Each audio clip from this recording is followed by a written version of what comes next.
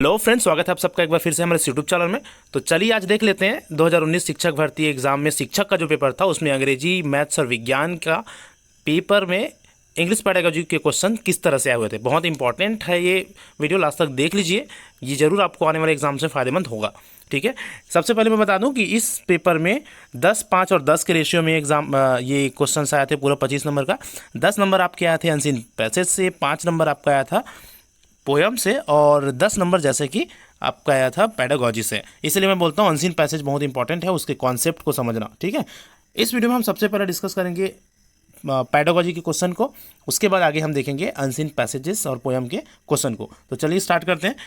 तो आपका पहला प्रश्न था 2019 शिक्षक भर्ती में, शिक्षक पेपर में पेडागोजी का ये, if a person has just started learning a language and has acquired good command over grammar, it implies that. इस वीडियो में आपको एक क्वेश्चन को सही सॉल्व करने के तरीके बताऊंगा। ठीक है, और अगर आप चैनल न्यू हैं तो चैनल सब्सक्राइब करके जरूर रख लीजिएगा। बहुत सारे ऐसे वीडियोस आगे आने वाले, हम वीडियोस में ऐसे बातें हम डिस्कस करेंगे। ठीक है, चलिए तो इसके आंसर देखते हैं।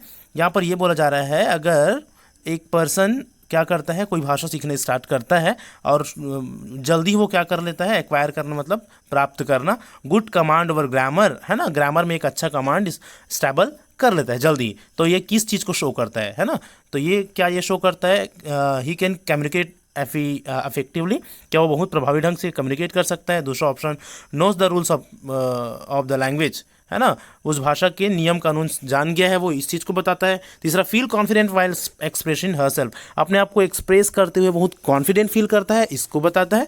कि चौथा, can speak the language fluently, उस लैंग्वेज को फ्लुएंटली बोल सकता है। अब बताइए आप क्या आंसर होगा। वो सिर्फ ग्रामर सीखा है, यहाँ पर ग्रामर सीख जाने का मतलब ये नहीं होता कि वो बहुत फ्लुएंटली बोल पाएगा या कॉन्फिडेंट हो पाएगा ऐसा। तो यहाँ पर ऑप्शन बी इसका करेक्ट ऑप्शन होगा, है ना, विभाग ने इसको लिया था option number B, knows the rules of language. हम इतना ही बोल सकते हैं कि अगर वो ग्रामर को सीख गया है तो वो ग्रामर का लैंग्वेज उस लैंग्वेज का नियम कानून या रूल्स जान गया। ठीक, तो ऑप्शन नंबर बी इसका इस तरह से आंसर होगा। ठीक है, चलिए आगे देखते हैं। नेक्स्ट क्वेश्चन क्या था, रेमेडियल टीचिंग के ऊपर था नेक्स्ट क्वेश्चन। रेमेडियल टीचिंग, उपचारात्मक शिक्षा, जो कि बहुत इंपॉर्टेंट है इस पोर्शन में, है ना। Remedial teaching is helpful for student, remedial teaching या उपचारात्मक शिक्षा बच्चों के लिए कैसे हेल्पफुल है। चारों ऑप्शन देखते हैं जल्दी से। पहला, कैसे बच्चों के लिए हेल्पफुल है, ऐसा पूछा गया ना, कैसे बच्चों के लिए। तो ऐसे बच्चे who lag behind in certain areas, जो कुछ एरिया में पिछड़ रहे हैं वैसे बच्चों के लिए। दूसरा, who want to top in class, जो क्लास में टॉप करना चाहते हैं ऐसे बच्चों के लिए। तीसरा, हु हैव स्पेशल नीड्स, जिनके कुछ स्पेशल नीड्स है ऐसे बच्चों के लिए। कि चौथा, who drop out due to family problem, जो फैमिली प्रॉब्लम के कारण से स्कूल छोड़ दिए ऐसे बच्चों के लिए। तो आप बताइए इसका सही आंसर क्या होगा। तो इसका सही आंसर होगा, मैं बता दूं, जहां भी उपचारात्मक या रेमेडियल टीचिंग की बात आती है तो ऐसे बच्चों को का रेमेडियल टीचिंग होता है who is lagging behind in certain areas, जो कि कुछ पोर्शन, कुछ हिस्से में पिछड़ रहे हैं या कुछ कॉन्सेप्ट में जो पीछे हैं, उन बच्चों के लिए रेमेडियल टीचिंग होता है। तो ऑप्शन ए इसका सही आंसर होगा। आगे देख लेते हैं 73 नंबर का question. When you correct each and every mistakes of your students, जब आप अपने बच्चों के हर एक गलती को सुधारने लगते हैं तो क्या होता है। इट इम्प्रूव्स देयर लैंग्वेज, ये उनकी भाषा को इम्प्रूव करता है। It encourage them not to make mistake, ये उनको गलती ना करने के लिए प्रोत्साहित करता है। It shows how alert you are, यह दर्शाता है कि आप कितने अलर्ट हो। कि चौथा, दे आर डीमोटिवेटेड, उन लोग हतोत्साहित, डिमोटिवेटेड होते हैं। बताइए क्या आंसर होगा। ठीक है, तो हमको ये लग सकता है कि उनके लैंग्वेज को सुधारेगा, इनकरेज करेगा ऐसा, लेकिन इसका सही आंसर होगा भाई, दे आर डीमोटिवेटेड। अगर हम हर एक गलती को बताएं ना लैंग्वेज में तो बच्चा ना डीमोटिवेटेड फील करने लगता है। ठीक है, तो इसलिए बोला जाता है जो मेजर मिस्टेक्स है उसको पकड़ो, जो छोटे छोटे मिस्टेक्स है उनको इग्नोर करो। तो इसका सही ऑप्शन हो जाएगा option number D. Next question था, language functions are useful for. ठीक है, जो लैंग्वेज है या लैंग्वेज के जो फंक्शंस है वो किस चीज़ के लिए यूजफुल है। पहला, expressing one self efficiently in a particular situation, खुद को किसी सिचुएशन में अच्छे से एक्सप्रेस करने के लिए। Passing the examination with good marks, exam को अच्छे नंबर से पास करने के लिए, गलत है। Read book with better understanding, book को पढ़ने के लिए, ये भी उतना सूटेबल नहीं है। Writing letters with proper identity, ये भी सूटेबल नहीं है। तो कोई भी लैंग्वेज सबसे ज़्यादा यूजफुल किस चीज़ के लिए भी? भाषा अपने आप को एक्सप्रेस करने के लिए प्रभावी ढंग से। तो ऑप्शन नंबर ए इसका सही आंसर होगा। आई होप आप समझ रहे होंगे कि सही आंसर किस तरह से निकाला जाना चाहिए ऐसे प्रश्न में या पेडागोजी के प्रश्न में। ठीक है, ओके, आगे देखते हैं। नेक्स्ट क्वेश्चन था इधर, देखिए, language English language learning becomes easy when. English भाषा जो सीखना है ना वो आसान हो जाता है कब? कब देखो, चार ऑप्शन है। द टीचर डिक्टेट्स नोट्स, जब टीचर नोट्स को क्या करता है? पढ़ के सुनाता है या डिक्टेट करता है, तब। दूसरा, grammar rules are taught in the beginning, शुरू में ग्रामर के रूल पढ़ाया जाए, तब। तीसरा, the students are asked to practice structure, बच्चों को स्ट्रक्चर सिखाया जाए, तब। कि चौथा, input rich environment is provided to the learners. बताइए क्या ऑप्शन सही होगा? ठीक है, तो अगर आप इसको समझ पा रहे हैं तो आप निश्चित ही सही आंसर लगाएंगे। अगर हम बच्चों को एक रिच एनवायरनमेंट प्रोवाइड करते हैं, हमने पीछे वाले वीडियो में बताया है रिच एनवायरनमेंट के बारे में। रिच एनवायरनमेंट मतलब एक अच्छा माहौल प्रोवाइड करते हैं, तभी बहुत आसानी से वो किसी भी भाषा को सीख पाएगा। ठीक है, आगे देखते हैं। If your students come from diverse background you should, अगर आपकी स्टूडेंट बहुत ही पिछले बैकग्राउंड से आता है, अलग अलग बैकग्राउंड से आता है ना, तो आपको क्या करना चाहिए? Option A, understand their culture and linguistic background, उनकी संस्कृति और उनके जो भाषा बैकग्राउंड है उसको समझना चाहिए। डिस्करेज देम, उनको डिस्करेज करना चाहिए, ऐसा नहीं होता है। Ask them to use only target language, सिर्फ टारगेट लैंग्वेज या जो भाषा सिखाना चाहते हैं उसको यूज़ करने के लिए नहीं बोलेंगे। मेक श्योर दैट, बाकी ऑप्शन को भी समझना जरूरी है ना, बता दूं मैं। Make sure that they don't use words from their dialect, उनको अपनी बोली या जो भाषा है उसको यूज़ ना करने दें। तो ऑप्शन पहला सही आंसर होगा। Understand their cultural and linguistic background, उनके भाई जो बैकग्राउंड है ना उसको समझना है या उसके भाषा को समझना है। चलो अगला क्वेश्चन क्या था देख लीजिए, सारे क्वेश्चंस को देख लीजिए, बहुत यूजफुल होगा, है ना। When you watch a movie with subtitle on TV which of the following skills are improved, है ना। अगर आप कोई मूवी देखते हैं सब टाइटल के साथ, जो वहाँ लिखाते जाता है, जो बोल रहे हैं उसमें, है ना, वो सब टाइटल, तो आप क्या अपना स्किल सुधार रहे हैं? तो देखो, हम सुन रहे हैं, है ना, और उसको पढ़ भी रहे हैं, तो listening skills and reading skills दोनों, क्योंकि वॉचिंग तो यहाँ पर कुछ है नहीं देखने वाला, सुनना और पढ़ना दोनों हो रहा है, तो ऑप्शन नंबर सी इसका सही आंसर होगा। 78, मतलब नेक्स्ट क्वेश्चन हम देख लेते हैं। ये इवैल्यूएशन के ऊपर था, है ना, इवैल्यूएशन मतलब मूल्यांकन के ऊपर था ये वाला question. While evaluating essays of high school students you would give more marks to students, अगर हाई स्कूल वाले बच्चों का मूल्यांकन कर रहे हैं, है ना, तो आपको ज़्यादा नंबर देना चाहिए। किसको? कैसे बच्चों को? Who have good hand writing, जिनकी हैंड राइटिंग अच्छी है उनको। Who have expressed ideas in a well organized manner, जिसने अपनी आइडियाज़ को बहुत ही सुनियोजित ढंग से एक्सप्रेस किया है या लिखा है उसको। कि हु स्पेल्ड करेक्ट, जिसने सब करेक्ट स्पेलिंग लिखा है उसको।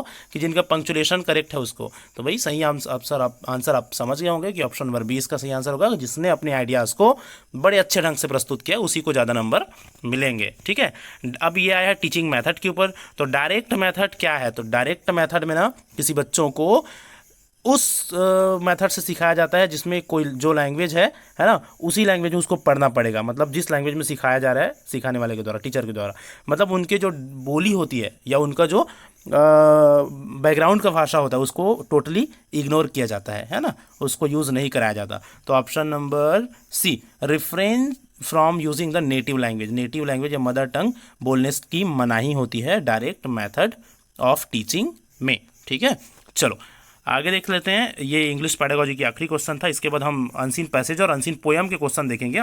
ठीक है, चलो। The knowledge of paralinguistic attributes such as voice modulation and articulation helps to improve, जो किसी भी लैंग्वेज में, है ना, लैंग्वेज को प्रेजेंट करने में मॉड्यूलेशन एंड आर्टिकुलेशन है, वो किस चीज़ में मदद करती है? तो मॉड्यूलेशन और आर्टिकुलेशन क्या कहलाता है? हम अपनी भाषा को जब भी कोई भाषा या लैंग्वेज बोल रहे हैं तो उसकी जो वॉइस है, वॉइस मॉड्यूलेशन, है ना, कौन सा मॉड्यूलेशन? वॉइस मॉड्यूलेशन, जो आवाज़ का ऊंचा करना या नीचे करना, कहीं पर रुकना, कहाँ पर किस स्तर में किस तरह से बोलना है, उसको सुनियोजित ढंग से प्रस्तुत करना, वो किस चीज़ को इम्प्रूव करता है? तो भाई हमारा डेफिनेटली वो स्पीकिंग को इम्प्रूव करेगा, बोलने को, है ना। तो वॉइस मॉड्यूलेशन मतलब वो किस चीज़ को प्रभाव करेगा? स्पीकिंग स्किल को। तो इस तरह से 10 क्वेश्चन हुए हमारे इंग्लिश पेडागोजी से। ठीक है, कितने क्वेश्चन? 10 क्वेश्चन। अब हम डिस्कस करेंगे अनसीन पैसेज के क्वेश्चंस कैसे थे और अनसीन पोयम के भी प्रश्न कैसे थे। पूरा वीडियो जरूर देख लीजिए, बहुत यूज़फुल होगा ये आपके आने वाले एग्ज़ाम्स के लिए, ठीक है। ओके चलो, अनसीन पैसेज मैं आपको एक्सप्लेन तो नहीं करूँगा, थोड़ा सा टाइम ज़्यादा लगेगा जैसे कि आप जानते हैं, है ना। मैं बस शॉर्ट में बता देता हूँ। इस अनसीन पैसेज में ना किसके बारे में बताया गया, बर्ड्स के बारे में बताया गया कि भाई 10,400 प्रकार के अलग अलग प्रजाति की बर्ड्स हमारे इस वर्ल्ड में पाए जाते हैं। और उनके क्या है, 4 लाइम्स होते हैं। 4 लाइम्स मतलब जो हमारे आगे हाथ पैर के जो हाथ और पैर वाले जो हिस्से होते हैं वो लाइम्स कराते हैं, है ना। तो 4 लाइम्स पाए जाते हैं, उन लोग रेप्टाइल्स के कैटेगरी के हैं, है ना। वार्म ब्लडेड है ये भी बताया गया है, रेप्टाइल्स कैटेगरी के बताया गया है मैम, ठीक है। और क्या बताया गया है इसमें देखो, वो क्या करते हैं, हार्ट शेड एक देते हैं, उनका बहुत ही देखने का क्षमता बहुत ही ज़्यादा होता है, कीन विज़न होता है ना। और लगभग 1,000 से ज़्यादा एक्सटिंक्ट जो ऐसे बर्ड्स हैं ना वो क्या हुए हैं, एक्सटिंक्ट मतलब गायब हो गए हैं, जिनको उनके फॉजिल, है ना, बचे हुए जो फॉजिल्स है फॉजिल रिमेन्स अवशेषों से उनको पहचाना गया है। और इस तरह से इस अनसीन पैसेज में ये बर्ड्स के बारे में बताया गया। इससे रिलेटेड क्वेश्चंस देख लेते हैं अब, ठीक है। क्वेश्चन को कैसे पहचानना है अनसीन पैसेज के वो सीख लो, बहुत काम आएगा आगे, है ना। पहला क्वेश्चन है, देखिए, how are birds similar to human beings. जो चिड़िया है, बर्ड्स है, वो आदमी से कैसे सिमिलर है। तो भाई देखो, there 4 limbs are modified for flight. उनके 4 लाइम्स जो है मतलब जो हाथ पैर है वो उड़ने के लिए मॉडिफाई हो गए हैं। तो ये तो इसमें आदमी वाला कोई बात ही नहीं हुआ, है ना। मानव जाति में तो ऐसा है नहीं है भाई। Their auditory range is limited. उनकी ऑडिटरी रेंज लिमिट है, ये भी मनुष्य में से कोई कंपैरिजन नहीं है। दे हैव 4 चेम्बर्ड हार्ट, है ना। आदमी या मनुष्य में भी, ह्यूमन बींग्स में भी 4 चैम्बर्ड हार्ट होते हैं। जो हमारा हार्ट है, दिल है या हृदय है, उसके 4 भाग होते हैं। तो ये सही आंसर होगा। इस तरह से ये ह्यूमन बींग से क्या है, सिमिलर मतलब उनके जैसा है। ऑप्शन नंबर सी सही होगा। अगला क्वेश्चन देखिए, in the passage remains is. चलो बहुत अच्छे से समझना इस क्वेश्चन को, ठीक है, कंफ्यूजिंग क्वेश्चन था। यहाँ पर ये पूछा गया है पैसेज में जो रिमेन्स वर्ड आया है, रिमेन्स उसका वो क्या है, ग्रामर का क्वेश्चन है, नाउन है, वर्ब है, एडजेक्टिव है। इसी तरह से क्वेश्चन आएगा आने वाले एग्जाम में, ठीक है, ग्रामर के क्वेश्चन के रूप में अनसीन पैसेज का क्वेश्चन, ठीक है। 10 question.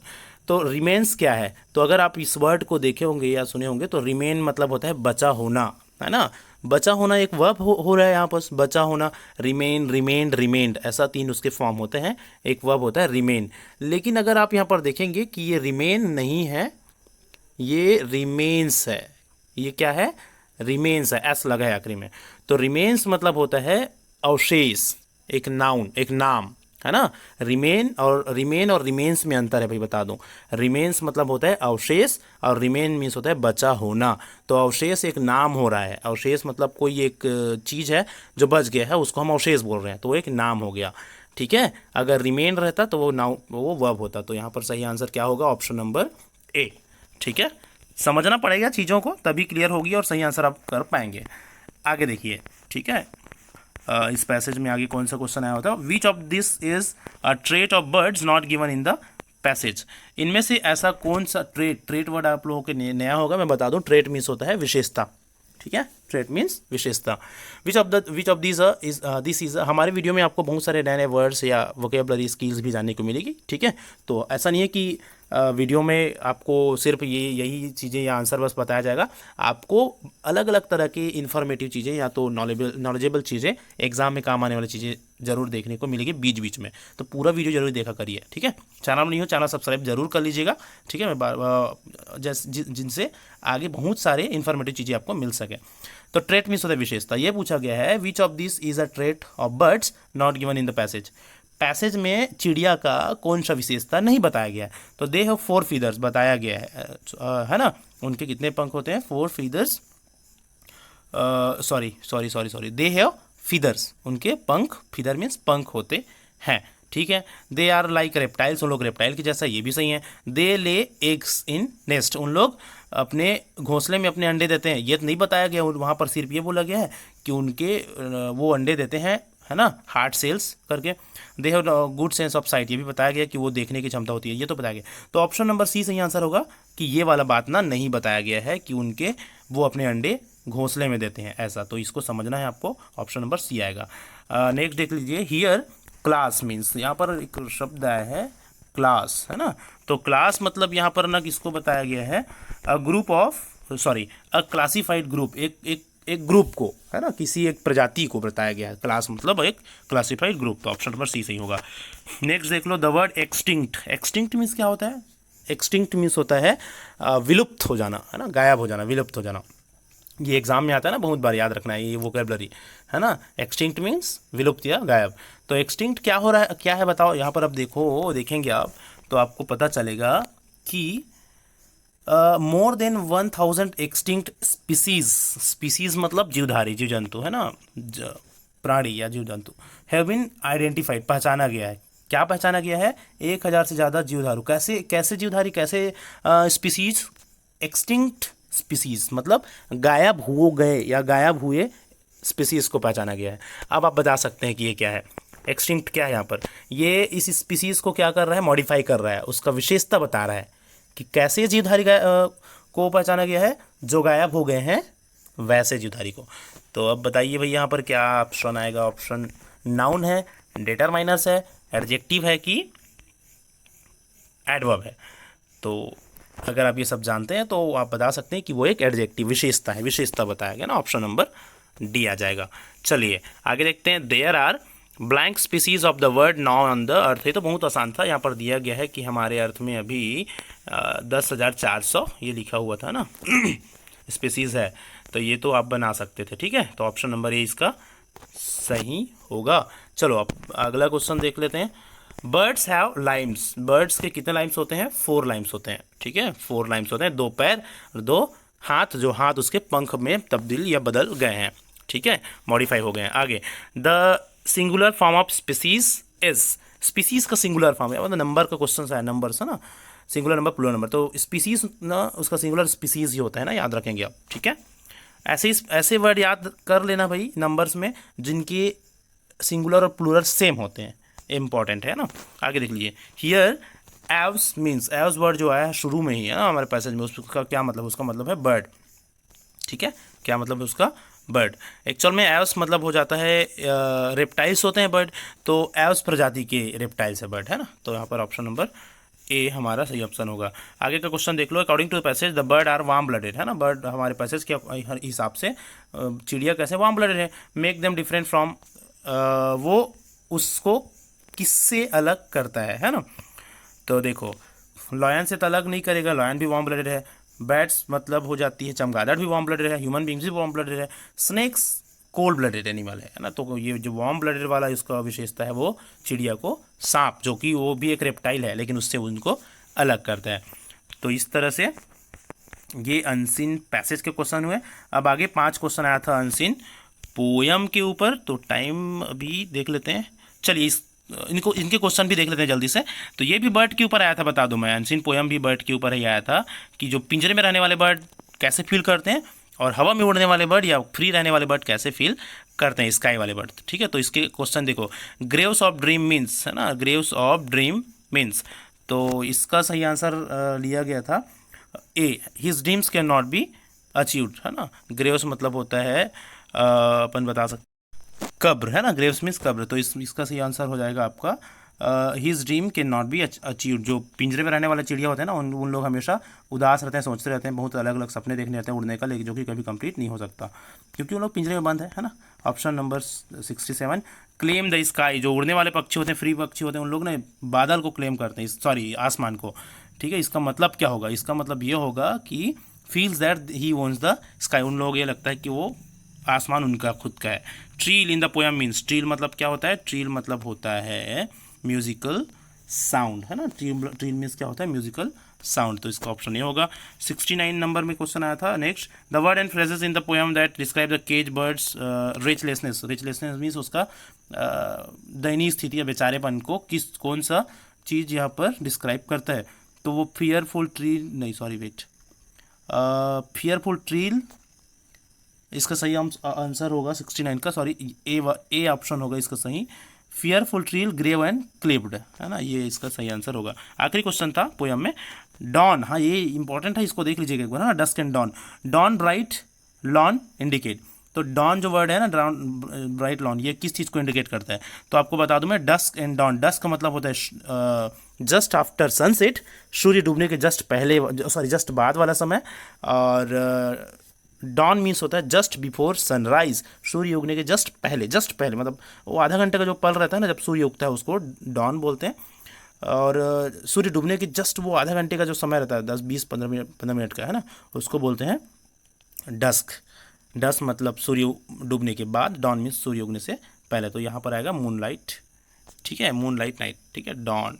Option number 70, sorry early morning, यार कहाँ मूनलाइट में आ गया मैं, early morning option number D, जैसे कि मैंने बताया, ठीक है। तो इस तरह से ये पूरे 25 क्वेश्चन थे आपकी इंग्लिश पेडागोजी में लास्ट ईयर के क्वेश्चन पेपर का। आई होप आपको सारे क्वेश्चन अच्छे लगे होंगे, ठीक है। और वीडियो अच्छा लगा हो लाइक जरूर कर दीजिएगा, चैनल नहीं हो चैनल सब्सक्राइब जरूर करिए। Thank you so much for watching, मिलते हैं नेक्स्ट वीडियो में।